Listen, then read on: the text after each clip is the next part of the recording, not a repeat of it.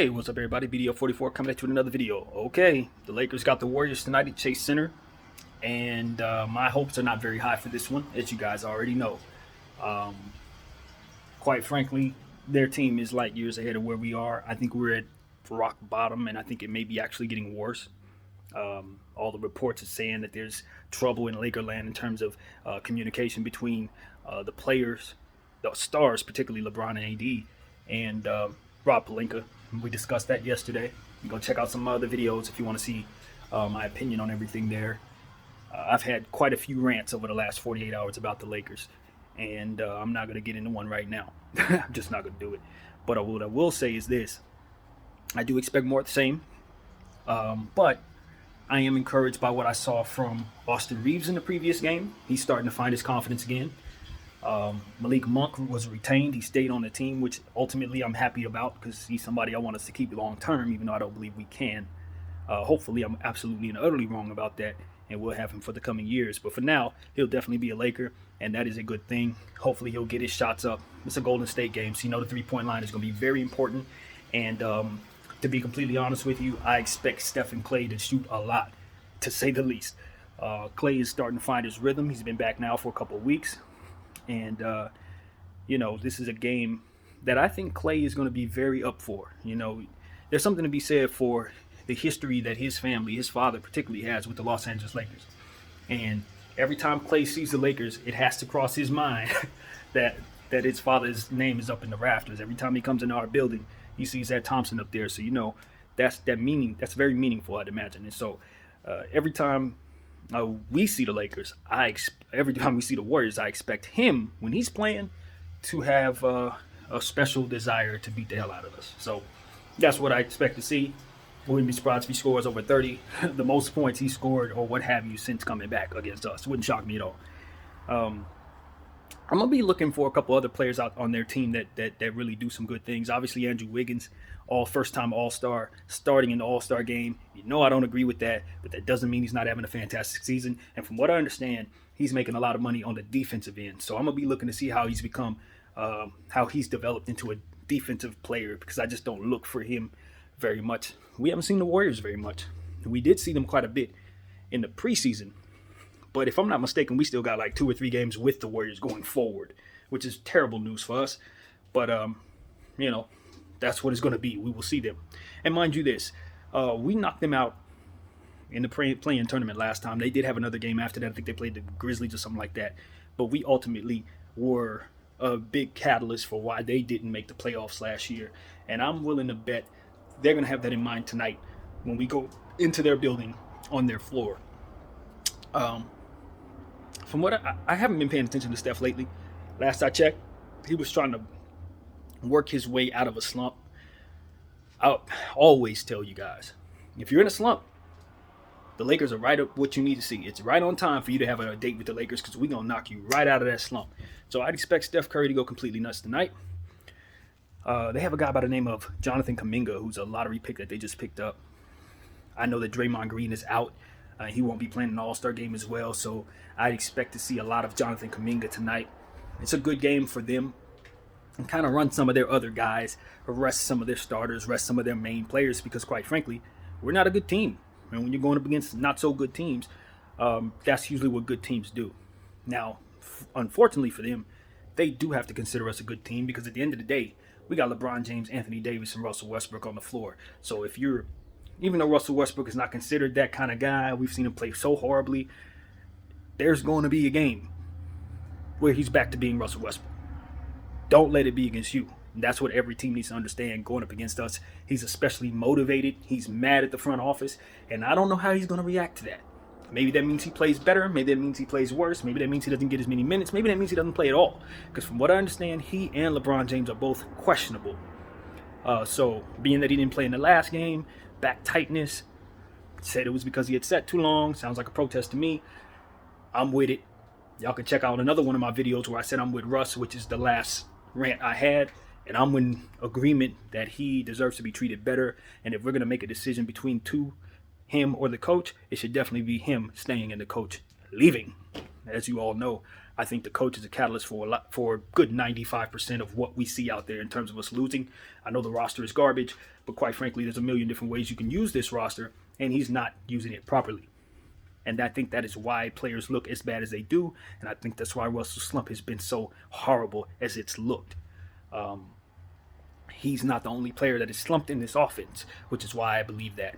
I think of a guy like Kyle Kuzma, and that's all I need to say.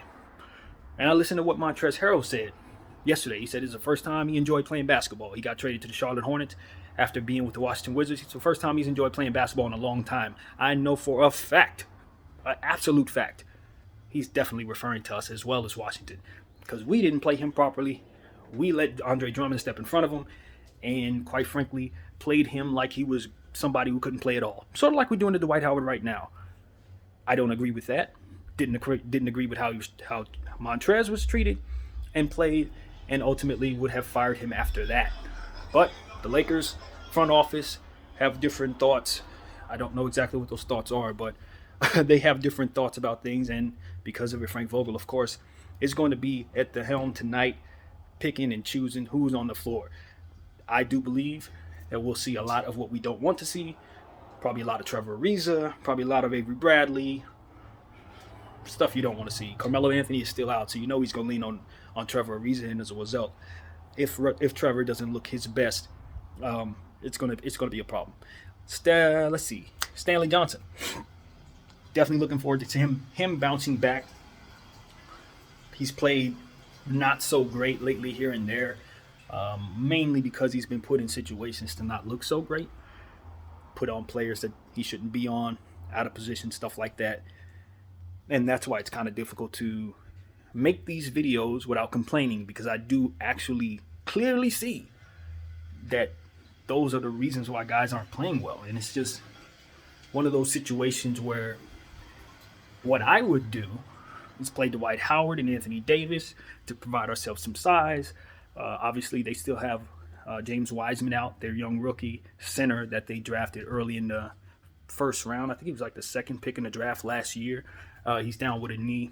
They're bringing him along slowly. I'm not sure how far along he is, but he's somebody that won't be out there tonight to provide size for them. So they have plenty of it, though. Don't get it twisted. Kuminga can provide size, and a guy by the name of Kevon Looney as well, of whom I found out was a point guard in college, or high school, which is absolutely, like, it blew me away when they told me that he used to play point guard. I'm like, what?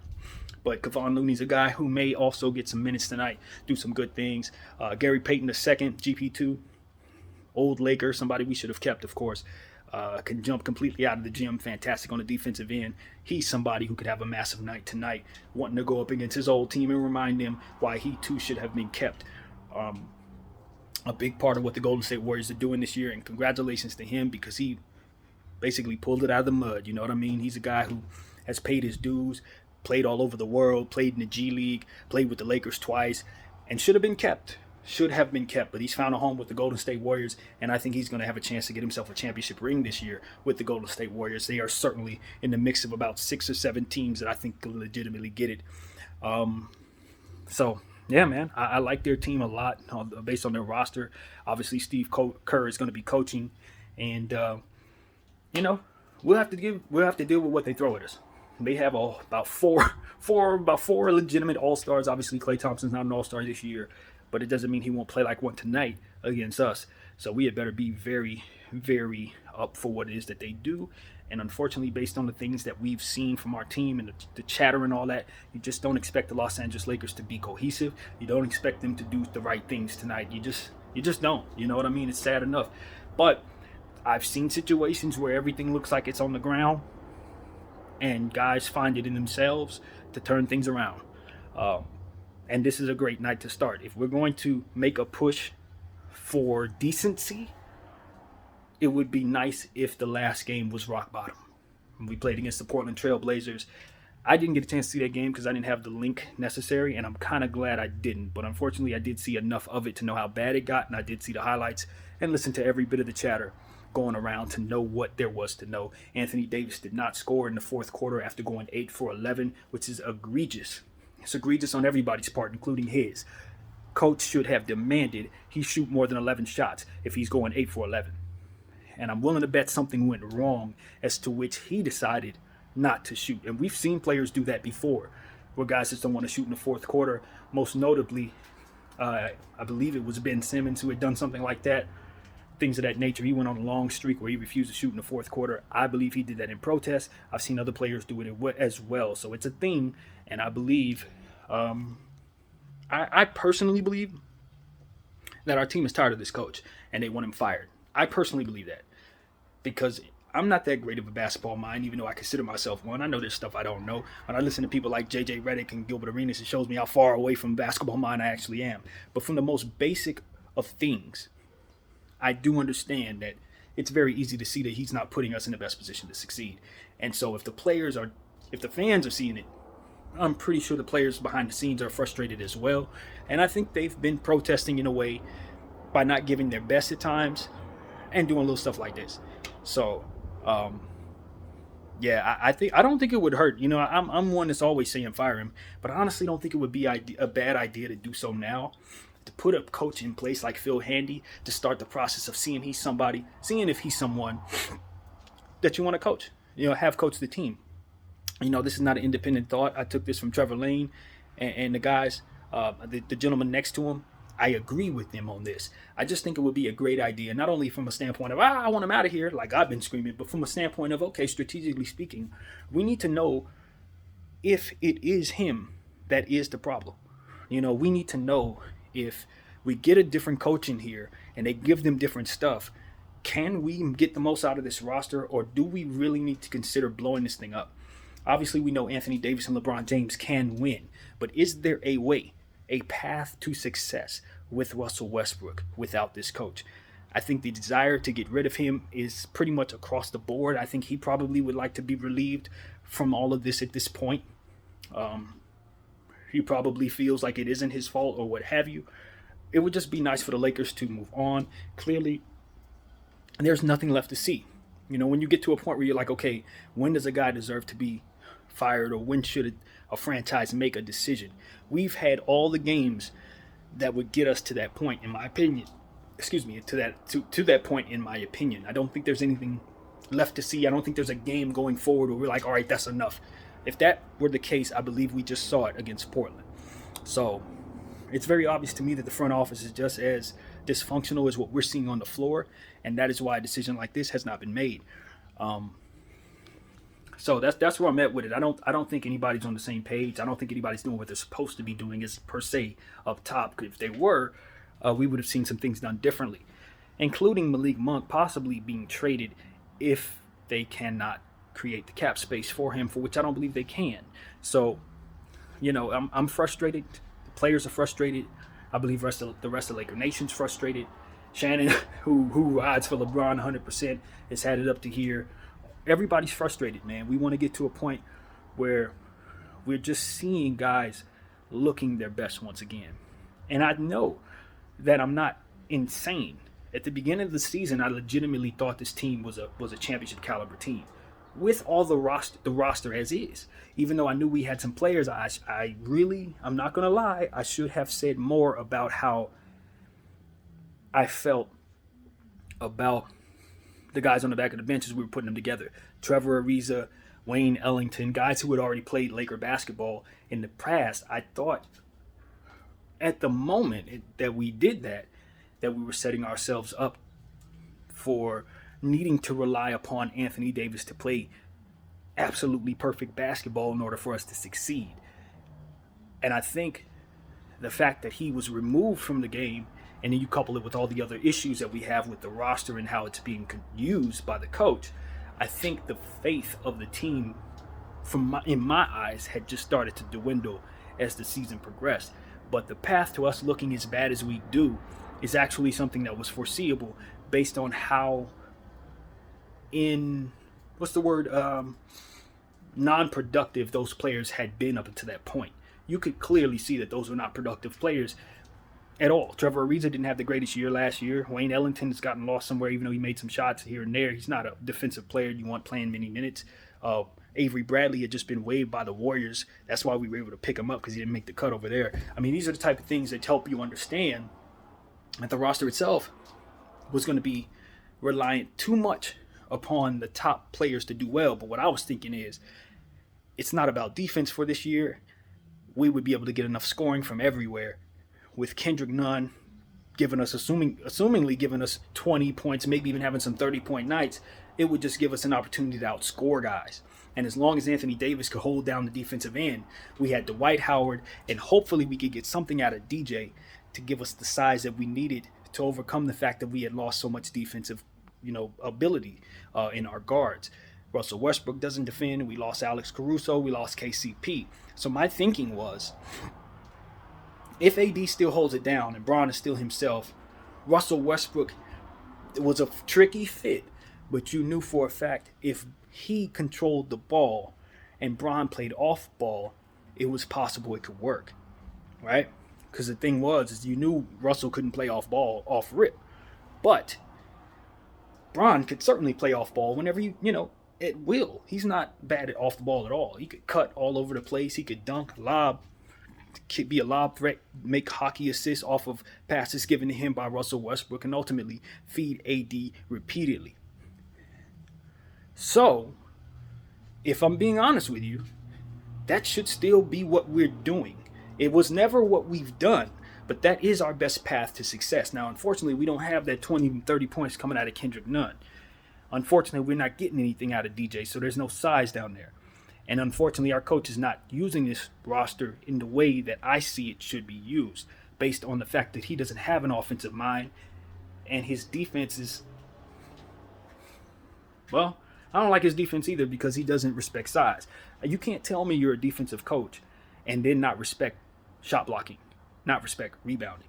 You can't tell me you're a defensive coach when you put players on the floor out of position and they expect them to switch on players that are bigger than him in situations such as that. So as far as him being a defensive mind, if he is a defensive mind, he's not showing us that at all. So this is the vision I had for the roster at the beginning of the season. I'd imagine what we were thinking is maybe we could score 110, 115 points every night based on the fact we had so much potent offense. But you didn't put a coach in position to do that. You don't have a Mike D'Antoni type of coach. You don't have a coach down there that can make those adjustments. So what has failed us is his choices with this roster. And if we would have used it the way we should have, I think we would be a much better team right now, even though we're lacking in a lot. And so that's where I stand. I still stand on that. I feel like if you remove him and bring in a coach that has the vision that I just said, you get Kendrick Nunn back, maybe you can win some games. You know what I mean? Maybe you can win some games in that fashion. Anthony Davis is healthy again, with the exception of this Portland game. He's back to playing the type of basketball we want to see him play. He's in the type of shape that he wasn't in the beginning of this season. If we can rely on him to be the Anthony Davis that he was when he first got back from this injury every night and continue to get that Groundhog Day 37-7 from LeBron James, maybe we can put ourselves in a position to play better than we have and at least feel better about ourselves going into next season. I am not certain we're going to be able to hold off the Pelicans in terms of the playoff play-in tournament. I think with the moves that they made, picking up CJ McCollum, obviously they expect Zion Williamson to come back some point in time before the season starts. Brandon Ingram playing all-star basketball once again. I do believe that they're probably going to have a fantastic second half of the season after the All-Star break. So we're going to have a tough time fending them off if we don't make the type of roster changes necessary in the buyout market, for which I don't know what we can do. I know DeAndre Brimbury of the Brooklyn Nets, who was waived, is expected to sign with us. I don't know his game that well, but it seems like Brooklyn was pretty happy with him. They weren't happy to see him leave. So I think that could be a quality addition to us. And I'm hearing that Dennis Schroeder may be available as well. I think that would be a fantastic pickup because he can provide that scoring that Kendrick Nunn has not been able to. And if we're able to get Kendrick Nunn back, boom, now we really have a bench that can help us. Because you don't need a whole lot on your bench in terms of this team, so long as you just have guards that can play a little defense and score a lot of points. So between Kendrick Nunn, Malik Monk, and Dennis Schroeder, I believe we might be able to make enough happen on the offensive end to put ourselves in a position to be a decent basketball club. So all of that is depending. Obviously, DeAndre Brembry, we'll have to see if he's a defensive player. Stanley Johnson have to be utilized properly, and we still need to find ourselves a center. Maybe it'll be someone like Tristan Thompson, even though he's very long in the tooth. I also hear that we are linked to, what's the gentleman's name who was just traded to Philly, who was also a Brooklyn net, Paul Millsap. We're linked to him as well, even though I'm not at all in love with that, because Paul Millsap is also long in the tooth, and I think he's more the same. The Lakers have a bad habit of picking up Brooklyn Nets that can't do anything. DJ, you get the point. But I don't think Brembry's a part of that. But nevertheless, he's from that Nets team. So, yeah, we'll see what happens, man. As far as this game tonight, everything that I've always said about this team still stands. Coach is going to leave the door open for them. Either they're going to walk through it or not. Unfortunately, they have winners over there. Championship winners, multiple championship winners, superstar talent, Hall of Fame talent. Klay Thompson, Steph Curry, and you got a guy like Andrew Wiggins with his confidence sky high. It's going to be a rough night. There's no way it's not going to be a rough night. You know, even if Steph is shooting 7 for 25, you still got to deal with Klay, still got to deal with Wiggins, you know, still got to deal with GP2.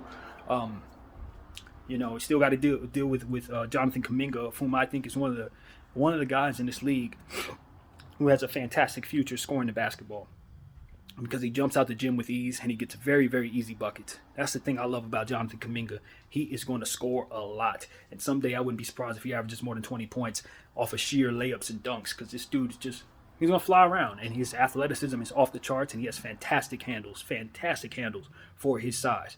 So look out for him. Juan Toscano Anderson's another guy. I don't think he's really in rotation as much as he probably should be for his skill set. He's a fantastic defender, a guy that you want playing small ball 5, small ball 4. I wish he was on our team. He would help us a lot, that kind of thing. So, you know, this is the Golden State Warriors we're talking about. You know, ain't no ifs, ands, or maybes. We are watching a team who stepped away from their winning ways, but probably are back to them. And this is an important game for them.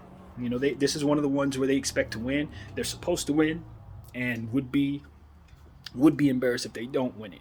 So that's how far we've fallen at this point as a team. If Braun doesn't go, needless to say, it's a blowout. There's no reason to believe it won't be. Although we have shown ourselves that we have a lot of heart when he's not out there at times, particularly against that Charlotte game when we didn't have damn near anyone, and our guys came out there and gave it their all. But this ain't Charlotte, and we're gonna have to dig very deep just to keep up with these guys. So, you know, we're gonna need a big game from a guy like Malik Monk shooting well.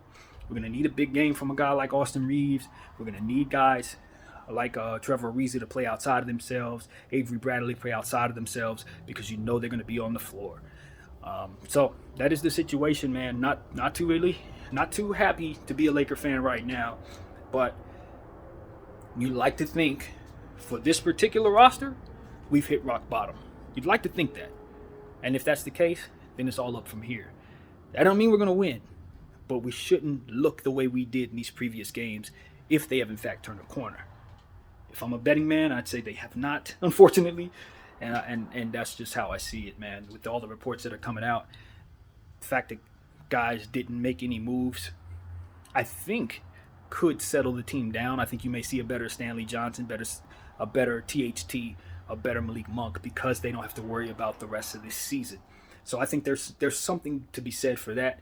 THT had a good game in the last game, so I was encouraged by that, even though he's wildly inconsistent.